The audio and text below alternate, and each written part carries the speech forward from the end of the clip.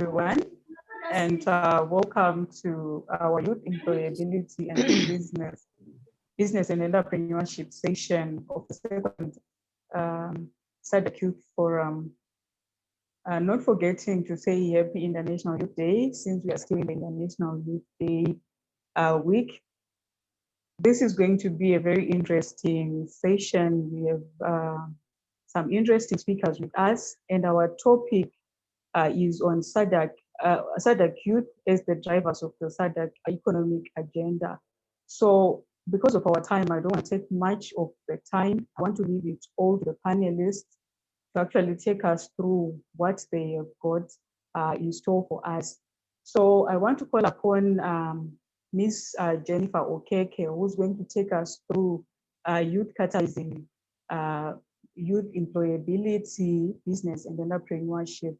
She will take us through that session, followed by Ms.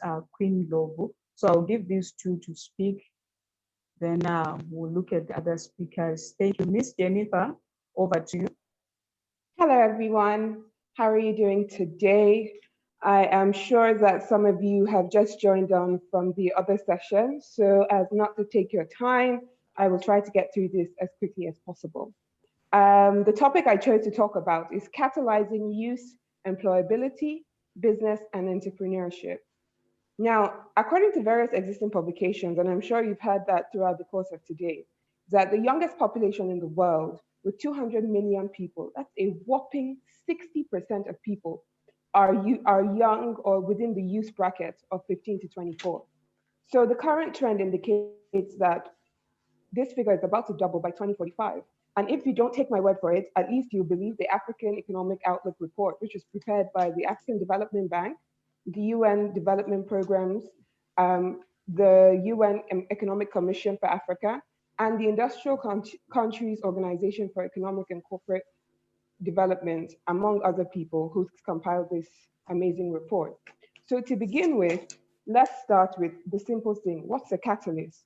A catalyst is a substance that ignites or accelerates a chemical reaction. So how do we catalyze youth employability, business, and entrepreneurship in today's Africa? I looked at it and I thought we should take this from a three-pronged approach.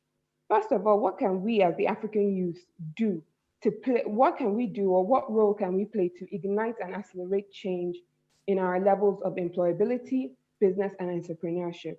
The first thing I would say, after speaking to several of my colleagues who are into investment and development of projects and ideas and businesses, I've spoken to them and I asked them, if I was a young person coming to you for the first time, what's the first thing you would look at me and say, this is what you need to do to get me to invest in you? And the first thing they told everybody said was data points.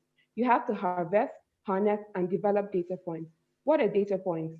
Given the free flow of information today and the value of good old-fashioned foot to pavement work, a young person in today's Africa can make themselves more valuable to an employer or investor by having all the data required for a task or venture in their preferred area available and mined. What do I mean by that? Let's say you want to develop an Uber, for example. You go to all the taxi unions in your area. You write down how many taxis belong to each union, how many drivers are there, how much do they make, how do people contact them. That's already data that nobody around you will have. Then you move to the next step.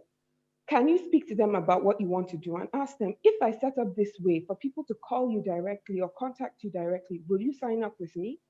You have a list of 350 taxi drivers in your area that are willing to sign up with you as soon as you're ready to put this app or this application in the market. What's the next thing that will happen? Once you speak to an investor, you've done your work, you've done your research. Even checking just off of Instagram or Twitter, you can find some of this information available to you depending on the field that you're ready to go into. That shows that you are ready to do the work and you're not just about the flash and the glam. You've put your hard-earned time and effort to getting this job done. Another thing I'm going to say is, we all talk about work experience. Oh, we don't have work experience, or the education gap is too big. Now, the world has changed. The world has democratized access to experience, from availability of information to free online courses to bridge the education gap, and platforms like Media and Fiverr, etc., that offer long distance employment opportunities to the African youth. This time, African youth are at a distinct advantage to use these new tools, as well as the tools our parents before us relied on, and have this to have an added advantage. Then the second prong, or the second level with this, will be through training and incubation through innovation hubs. What are innovation hubs? Innovation hubs are social communities, workspaces, or research centers that provide subject matter expertise on technology trends, knowledge, strategic innovation management, and industry specific insights. These serve as an active knowledge transfer between various parties, such as research institutions or researchers, investors, corporate organizations, governments, as well as academia. Now, to this end, AfriLabs, which is the organization I work for, is a network of over 200 technology and innovation hubs across 46 African countries. Our mission is to support innovation hubs and their communities to raise high potential entrepreneurs, that's you and me, that will stimulate economic growth and social development in Africa. We achieve this through capacity building, financing, networking, policy advocacy, providing insightful, reliable data as well. Therefore, at AfriLabs, we believe that the development of the African continent can be achieved through enormous introduction of technology across all sectors, from education to health to finance to agriculture and all sectors of the community. We believe that if the youth, like you and me, are well equipped with technical know how, we will know or we will be at the forefront of developing the African continent. What do I mean? With adequate funding from industry stakeholders as well as governmental agencies on projects that are in line with their own objectives, not new objectives, but objectives that they are already working on. Innovation hubs can act as a first point of contact for the youth innovator to facilitate training, workshop, as well as incubators where ideas can be grown from seedlings to fully nourished trees that can cast a shade on the African masses. Trainings are core components of some of our innovation hubs within our network. These trainings range across different fields and sectors, and they serve an opportunity to develop the youth by equipping them with skills that will enhance their abilities. This will sufficiently enable them to embark on their own entrepreneurial journey, as well as equip them to venture into the corporate world. Now, I know I'm talking really fast, but I'm trying to get through every single step before my time runs out. The next thing I would like to suggest is a third prong approach by the African government. The first thing I've noticed with young people trying to get into the job market or trying to start a business is that most times when if you want to be rehired by a company, they tell you you need some extra training or you have to go through an exam by by the company before you are hired. Now, there's a problem because that means there's a disconnect between the skill and knowledge gap and the youth innovator, entrepreneur, or employee and the market. Because if I still have to be trained after going to university, secondary school to learn a particular subject, then it doesn't make sense that if I come back, I need to have job experience or I need to have special training. So one way the government can do this is by directly influencing educational institutions, even from primary school and secondary school level, to create programs or schemes directly in line with the government's initiatives, strategically creating future employees and entrepreneurs for schemes and enterprises that they are working towards. Therefore, you're harnessing an entire group of people to work towards getting the country or getting the country or getting the government schemes to the next level. The government can even compel organizations benefiting from these schemes or enterprises to hire students and graduates from these educational institutional programs as a requirement for funding or as a requirement for for receiving these benefits. Even it can move it as far as banks, where banks are benefiting from any schemes of the government. There can be a requirement that young people who are requesting for loans can must be given those loans in order to access these schemes or benefits. Now, the final thing I would say is the government can also play a critical role in spurring innovation within the continent by actively creating new markets, still maintaining the old ones, but also easing the mode of operation. So some of the world's most famous innovation hubs have had huge contributions from government, and this has enabled them to play key roles in entrepreneurial development within the country. In countries like the US and the UK, entrepreneurs the government has played key entrepreneurial roles by being the biggest off-taker for these young entrepreneurs. So by envisioning and financing the creation of entirely new fields, from information technology to biotech, nanotech, and green tech. A good example of this is how the government in America have used the Defense Advanced Research Projects Agency to hire new entrepreneurs to develop things for the NSA and other things like even the Small Business Innovation Research Programs and National Science Foundation. These things are not above us, they're really within our reach. So I feel in order to catalyze change today, it starts from me and you, but it also spreads fast further to the government at large. So I think from these points at least, I've tried to illuminate how possibly we can catalyze youth employability today in today's Africa. Thank you.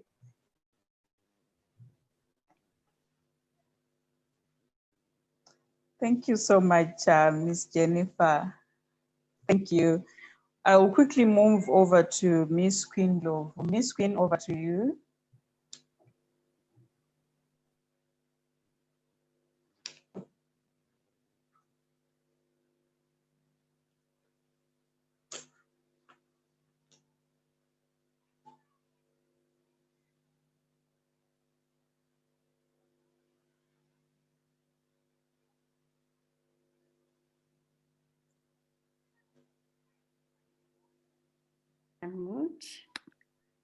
Okay.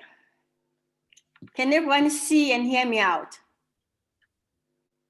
Hello? Yes, we can. Yes, we can. Thank you. Sorry about that. Let me take it back.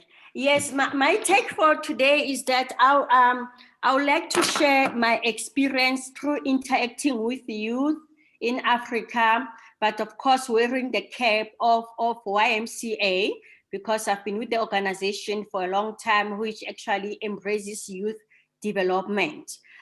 You know, so the topic that I've chosen is about the young African technopreneurs, because this is what we are promoting, that instead of encouraging youth to look for jobs, let them become job creators themselves. My name is Queen Ndlovu. I'm the CEO and co-founder of a QP Drone Tech. We are into innovation space in the form of drones.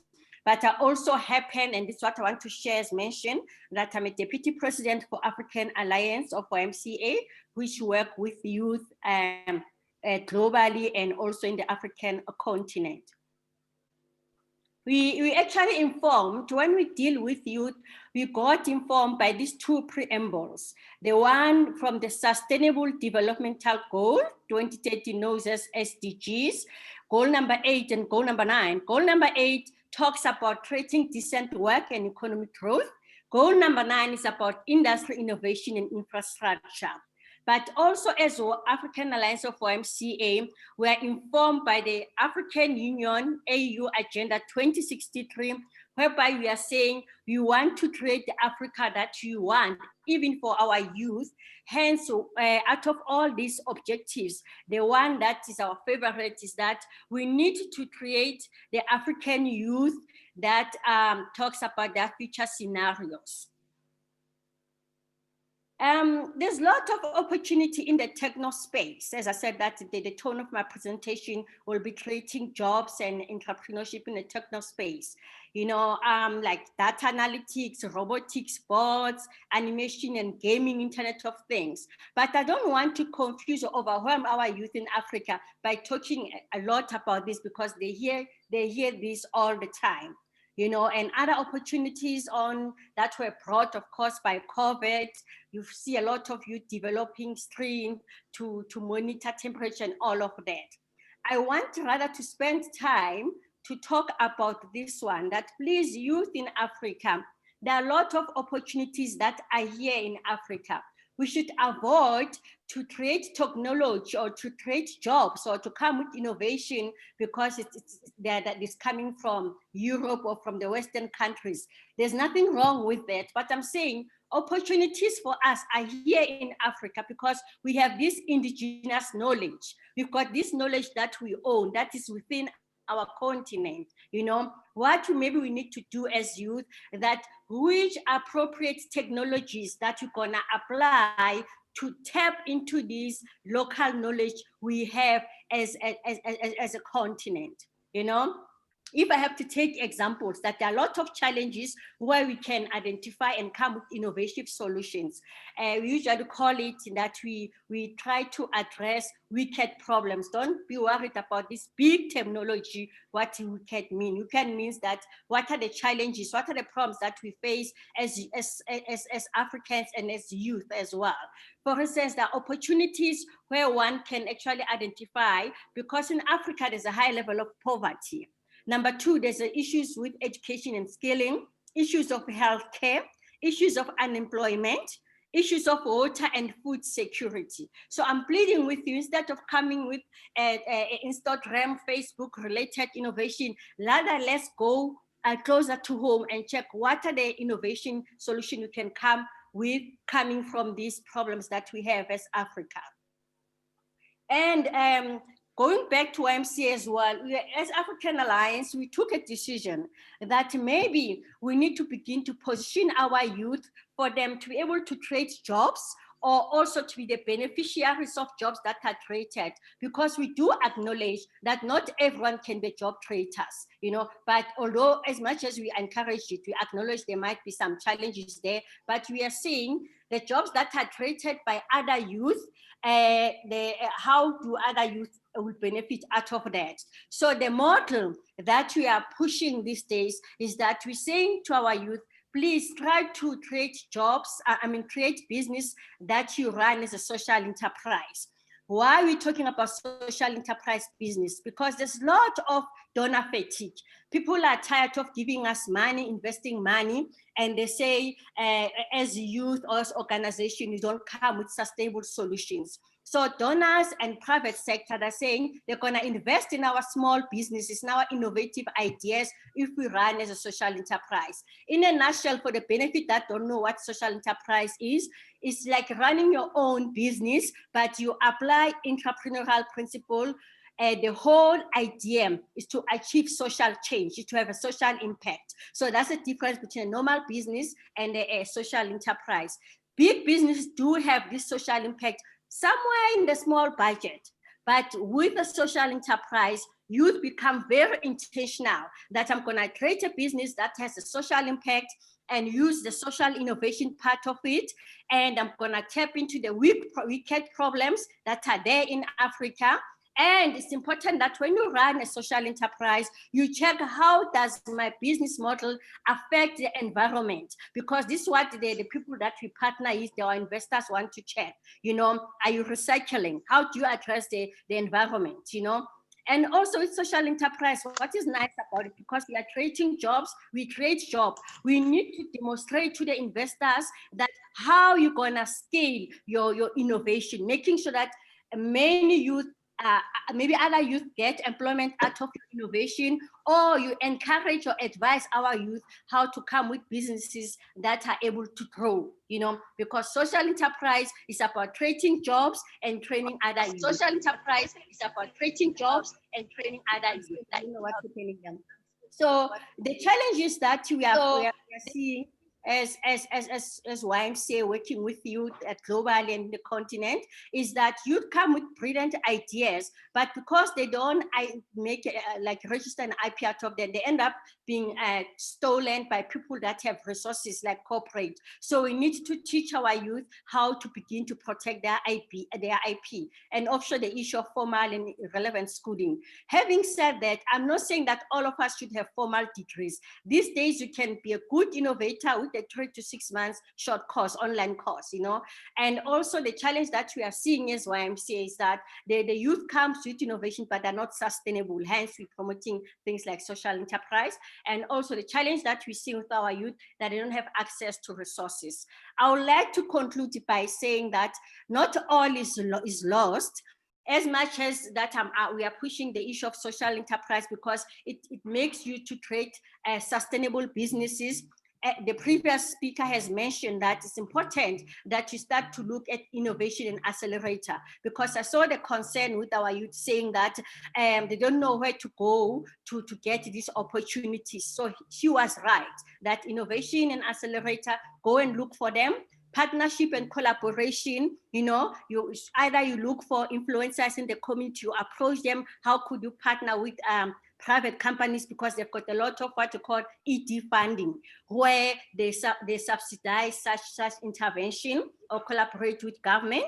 And also the issue of skilling ourselves, as I said, that you don't have to come with a formal degree, you know, upscaling and reskilling, like changing what you specialize on. If you are happy that you've got a BA degree, but it's not paying your bills, don't focus on that. See how you can pivot and make sure that your degree works for you by doing short courses that will make sense to you.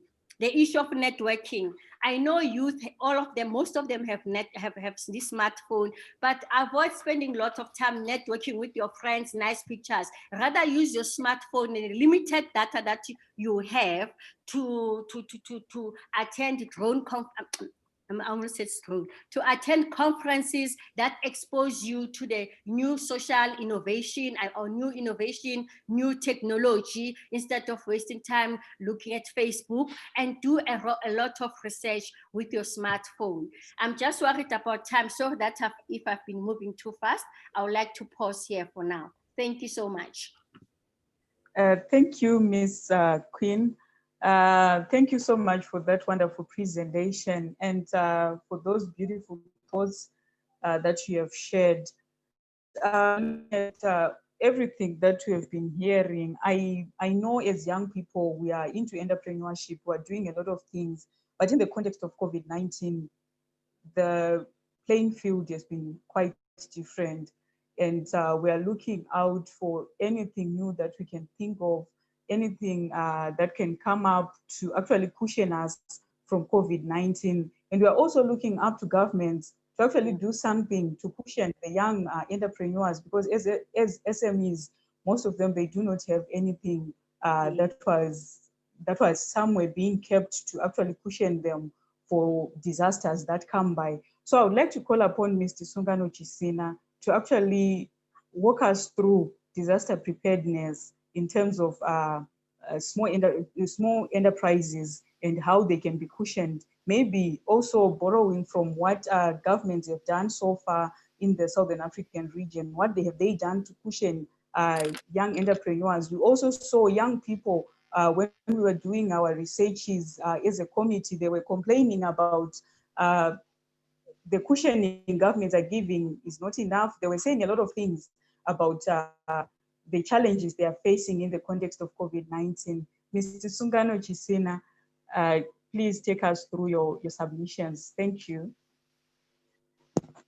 And maybe just a reminder to the participants, if you have any contributions or any questions, you can use the Q&A platform to post your questions. We'll look them through. Thank you. Thank you, Madam Chair. Greetings, my colleague panelists. I'll try to share screen as well from this end.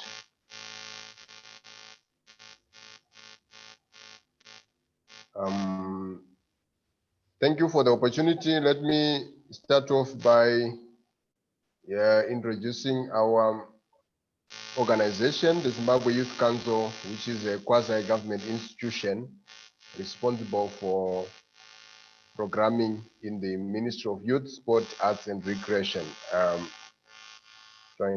Okay, so I'm talking about emergent preparedness in terms of government's response to COVID-19 and youth business. So you will note that There are a number of emergencies that we may talk about, ranging from natural disasters, and most of them, they have severe impact if we talk about youth businesses across the region.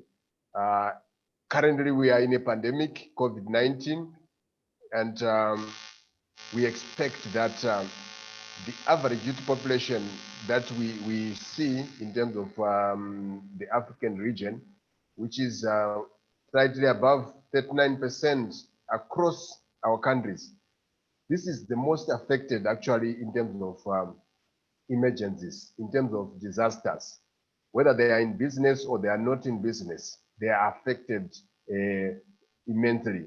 Whether they're in education or they are in school or out of school, they are affected.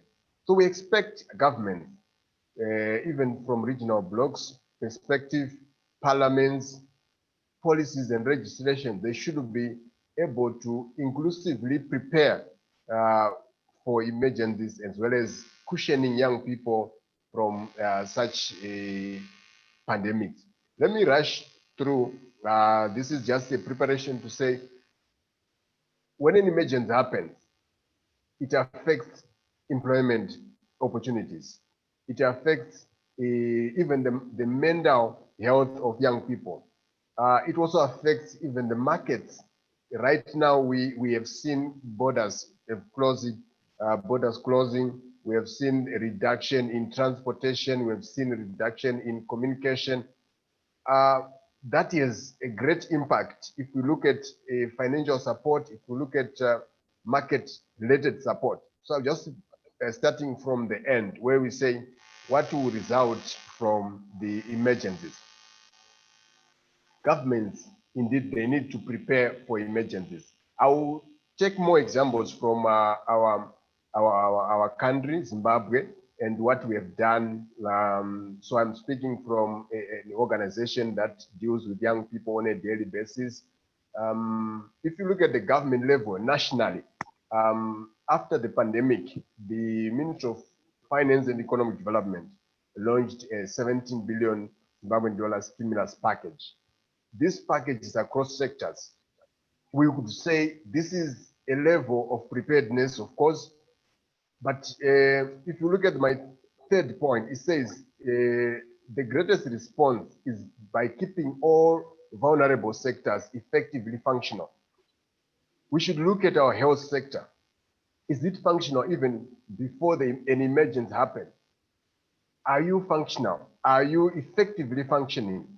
Even if the business, is it optimally viable before an emergency? So whenever an emergency then comes in, it's affecting a business that has been functional. But if it hasn't been functional effectively, the effect or the impact will actually be huge. Locally, in terms of Zimbabwe, we have a local institution, a disaster response institution, hosted under the Ministry of Local Government, and that is for other emergencies or disasters like earthquakes, like floods. But you see that in terms of preparedness, this institution deals with local elders, local communities. So using the indigenous knowledge system that has been expounded earlier by colleagues that have talked about it, we have to ensure that whatever response is being put in place is able to harness the indigenous knowledge system that we have. Another response should actually be whenever a national budget system is being put in place, let's have a percentage set aside for disasters. We should be able to prepare 5 to 10% of a budget that is set aside to say, if ever an emergency comes in or we are hit by a pandemic, we should be able to draw down from a set of budget. Inclusivity, I would not mention it more to say we need more young people within institutions that deals with emergencies.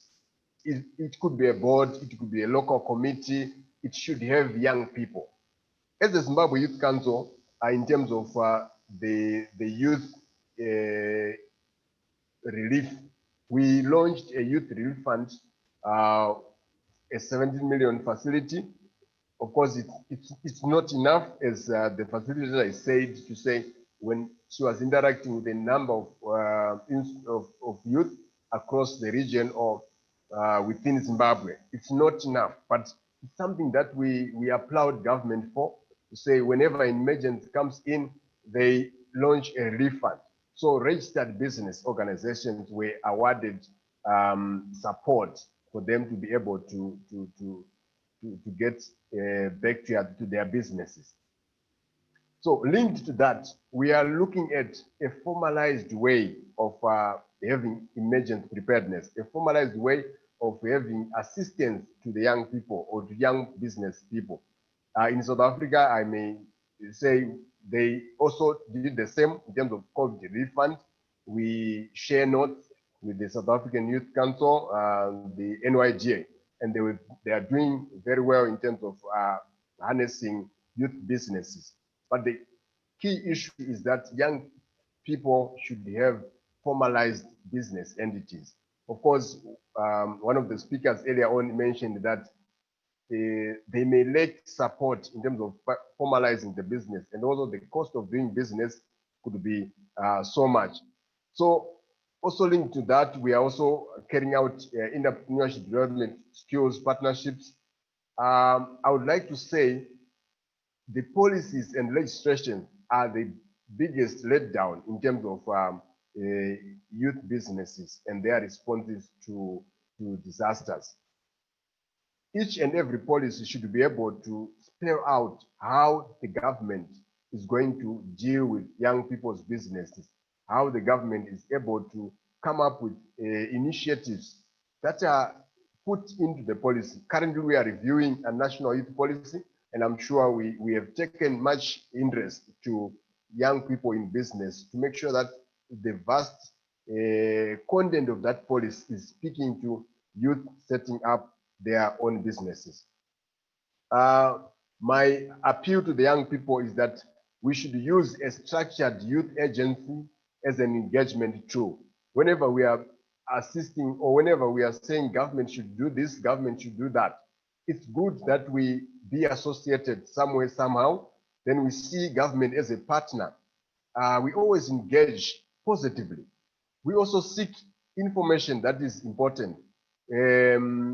I'm running out of time, but I would say business associations, as youth in business, we should be able to affiliate to businesses that are linked to government or businesses that have interest to government. So I'm sure this is my submission in terms of emergency preparedness in the Southern Africa. But I would say some governments have done well in terms of making sure that young people are assisted during times of emergencies. Thank you very much, facilitator. Thank you so much, Mr. Gisina, for that wonderful presentation.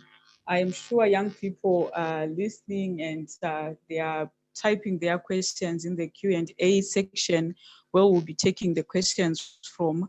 And I also urge the facilitators, the panelists, to be looking into some of the questions as we'll be going, because most of our time is taken up in the presentations. We may not be able to take all of them, so they may take some of the questions as we go. I'll quickly move over to Ms. Nompumelelo for her presentation on issues around utilizing microfinance and start a venture capital in youth startup businesses. Specifically, maybe looking on the issues to do with the young women, because I'm sure the youth is a constituency, but we also have an extra constituency, which is called young women. Ms. Nompumelelo, over to you.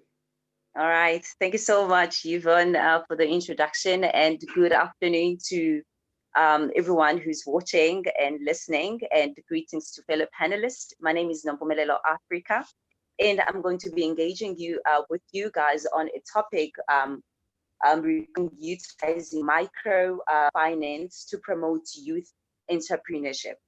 So today, because of time constraints, I will try by all means to be brief. But firstly, I would love us to take a look especially with fellow young entrepreneurs, to take a look at two different types of entrepreneurs that we have within the SADC region. So what we have currently is that we have two types of entrepreneurs.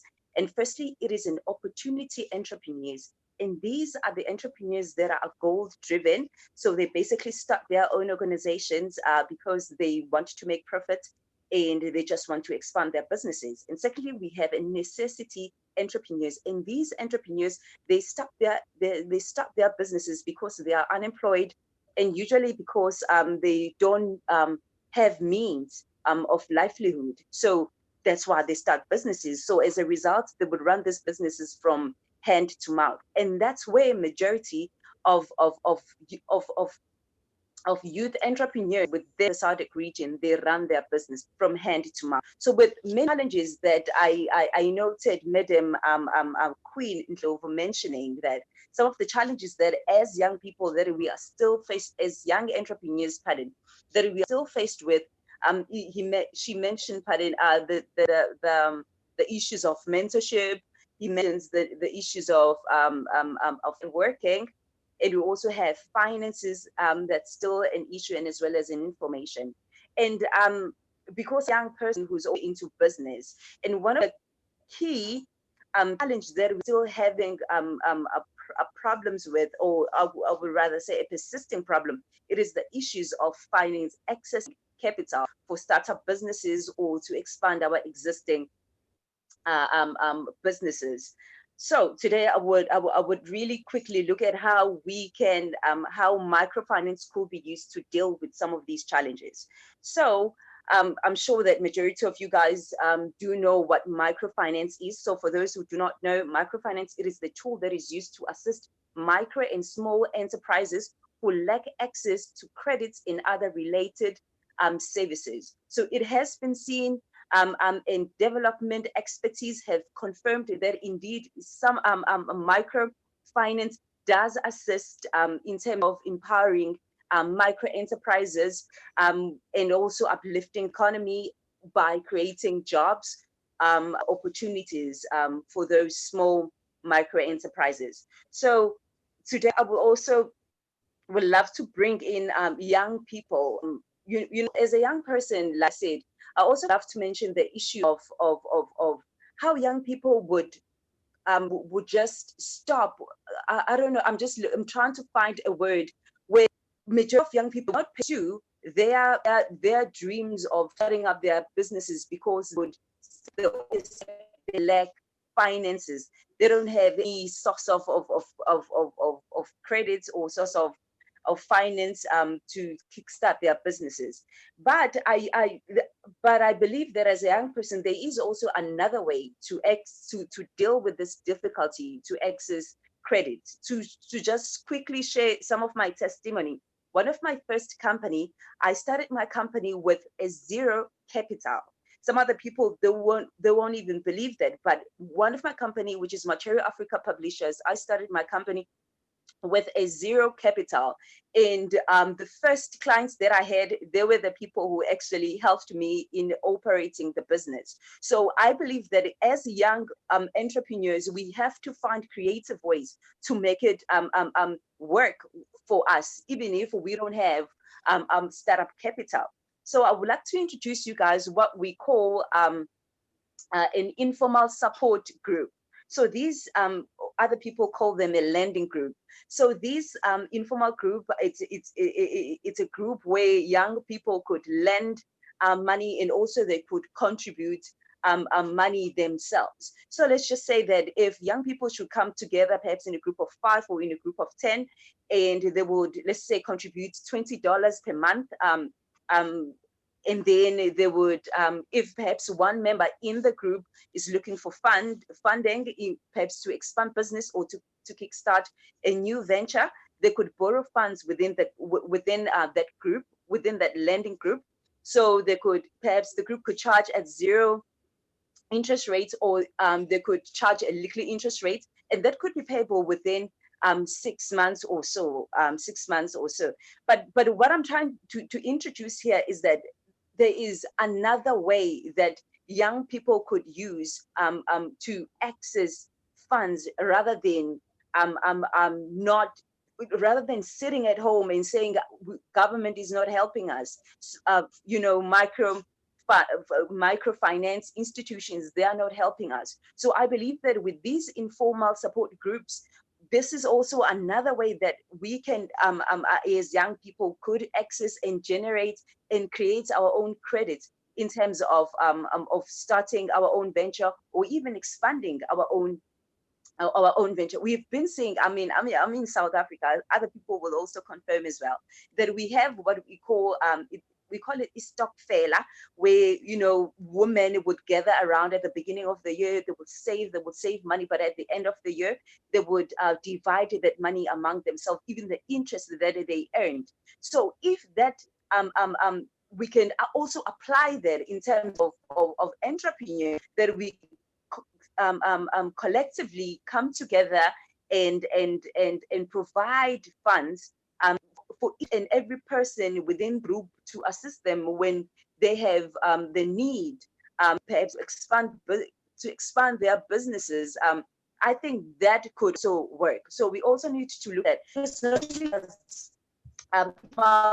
groups, informal support group offer, credit, but they also offer like training opportunity. I'm sorry, I'm just speaking really fast. They offer training opportunities like marketing skills and customer skills. I mean, the team, they also, you as an individual, you get to learn to work with the team, because then in that group, you will get to learn and to trust each other, which is something that is valuable when you are going to be working as a team in an organization. So I think that is very important. And another thing, before I conclude, pardon me, facilitator, just one more thing. I think that also the government needs to help us, needs to help strengthen. Okay.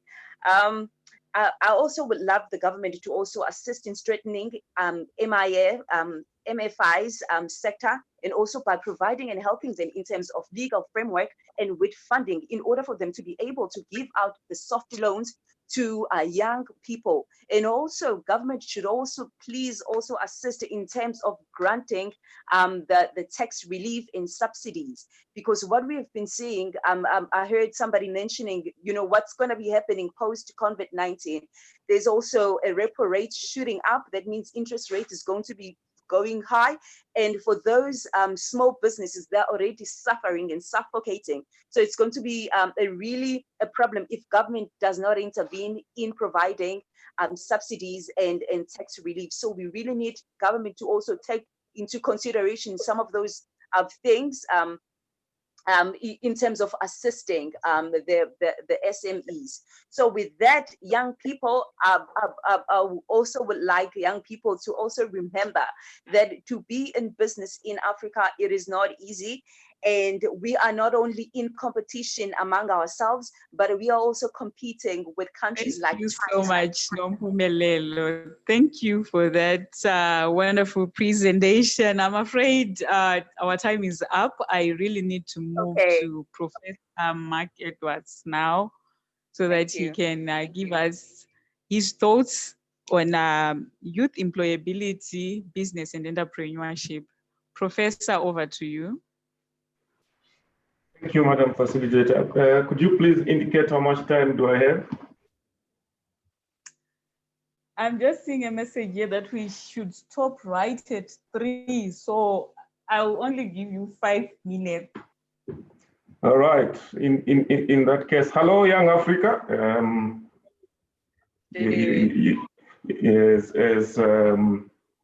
As Young Africa, you can see I'm not a young person anymore. Where I come from, you don't gain silver hair when you are young, and it's an indication that I've gone through a lot. What I'm going to do here, I'm going to raise more questions rather than give you answers, because you have a whole lifetime ahead of you to solve some of the problems I'm going to pose here. But I would hear that all the speakers before me have raised pertinent points, and everyone understands what is the issue. we already know what are the challenges, where the employment challenges coming from, why African youth are struggling in entrepreneurship. We know that. But I'd like to focus on an aspect of an ecosystem. When you talk of entrepreneurship, you can't talk of the entrepreneur as a silo, or the government, like most of us who keep saying the government has not done this, the government should do that, as a silo. It doesn't work like that. Entrepreneurship should be an ecosystem where you would have 4 players in it. The individual, who is the entrepreneur, who has the idea, the one who is the innovator. I'm making a distinct difference here between an innovator and inventors. A lot of us believe that once we come up with a brilliant idea, therefore we're entrepreneurs. You are not an entrepreneur. An entrepreneur is someone who takes such brilliant ideas and make them generate value, be it consumption, be it a product, or a change of how we do things. Coming up with a brilliant idea doesn't guarantee you that you're going to be an entrepreneur, not at all. There are several brilliant ideas. If you doubt me, go to any museum. You're going to find brilliant things there, but those things never went anywhere because there were no innovators behind them. So you want the individual who is the innovator. Then you want government. Government creates the platform where it should be an open market for ideas where everyone should be treated equally. The challenge we have in Africa is our governments do not treat everyone equally. We're looking up at opportunities which are emerging, for example, in response to COVID. All the resources which goes in there and the infrastructure which puts up in there goes up into what I call unproductive entrepreneurship. In South Africa, they're very good at coming up with terms. In South Africa, they call it tenderpreneurs. I've seen another term where they say COVIDpreneurs.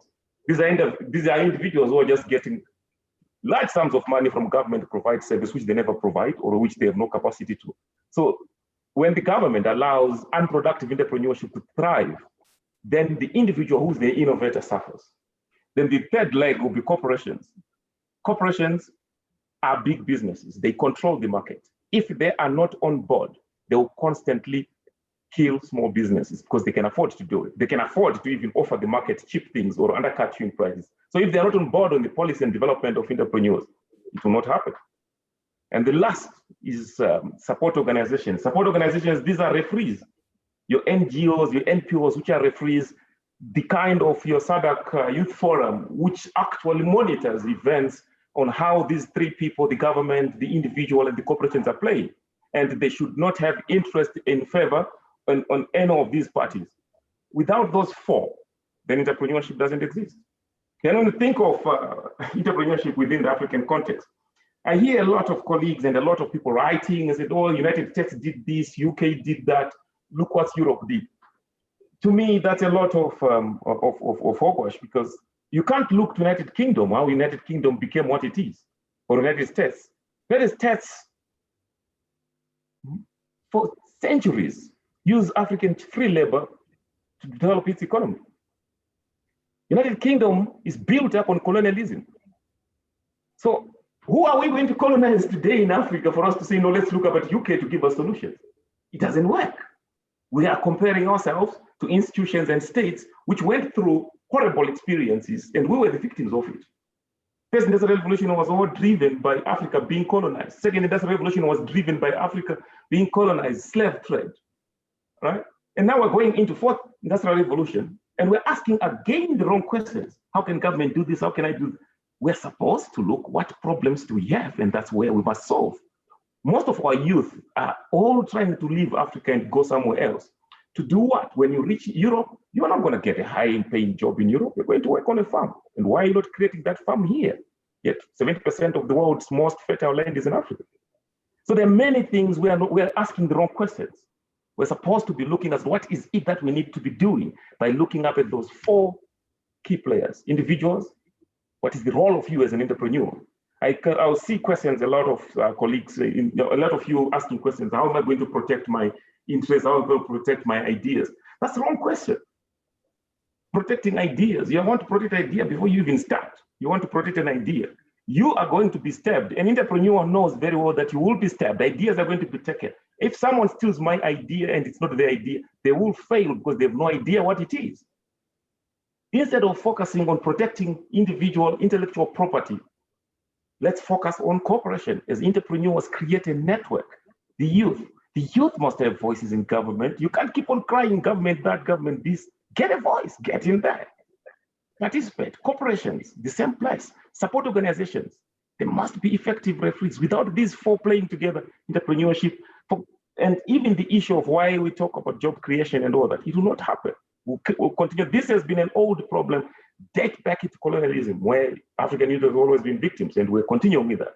Under industrial revolution, we're going to be probably worse, because soon they'll be importing robots, artificial intelligence, to take over this space. This time you won't even be fighting people if a war breaks out. You'll be fighting drones and machines.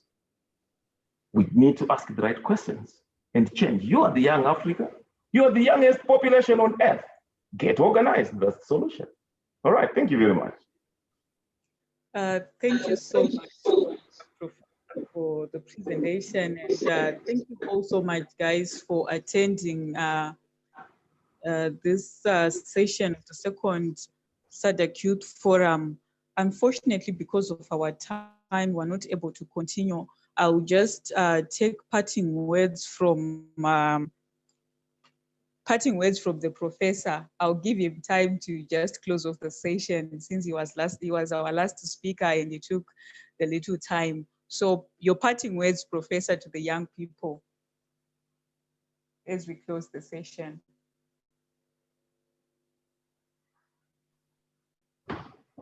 The last thing I would like all of you to take into your own spaces. It's quite impressive that you could sit in isolation under COVID lockdown and all that, but be able to be in touch with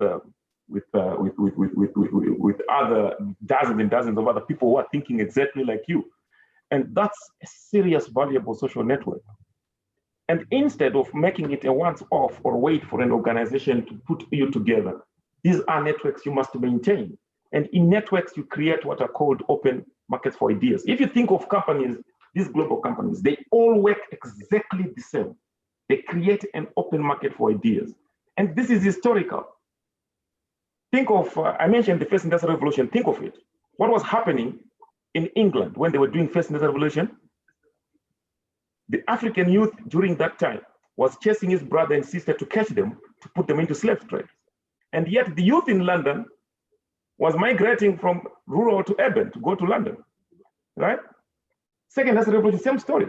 They were sitting to partition Africa. And what was the African youth doing? Being colonized and being drawn into inside the wars to help colonialism. Third industrial revolution, we spent it all the time fighting for liberation. What's our excuse now? Right now, we're going through another phase of recolonization. Technological colonization. I teach at university. We've not closed the university, we've been teaching, but all the platforms we're using there, all the platforms, even the platform we're on now, we don't control it. We don't control Zoom. We do not decide how to interact with Zoom. They tell us what to do and how to do it.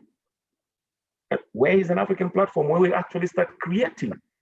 We are on a path which will not allow us to solve the problems you are raising as youth, unless you as youth step up and say, look, we need to create a network of African ideas, open market for African ideas. And always, that's what I preach. Focus on African problems. You cannot import problems from elsewhere. They will not work. They haven't worked, and I don't expect that they would work. All right. Thanks, Madam Coordinator. Thank you so much, young people, for attending. Unfortunately, we are not able to take the questions right now because we need to move to the closing session of the second SADC Youth Forum. You can actually watch this session on our KEPSI channel, and you can as well post your comments there, and they'll be taken care of. If you can also leave your contact details, so that those who will be taking the questions from YouTube, they can actually be able to contact you. I've seen quite a number of people asking for contact details of the panelists and presentation so that they can be able to go through them. I'm sure these will be available on the forum website sometime. We'll make that recommendation. So please do check out the SIOF page on Facebook, so that maybe you can get updates on where to find these presentations and other links that you may need. Otherwise, for now, thank you so much for attending. Goodbye.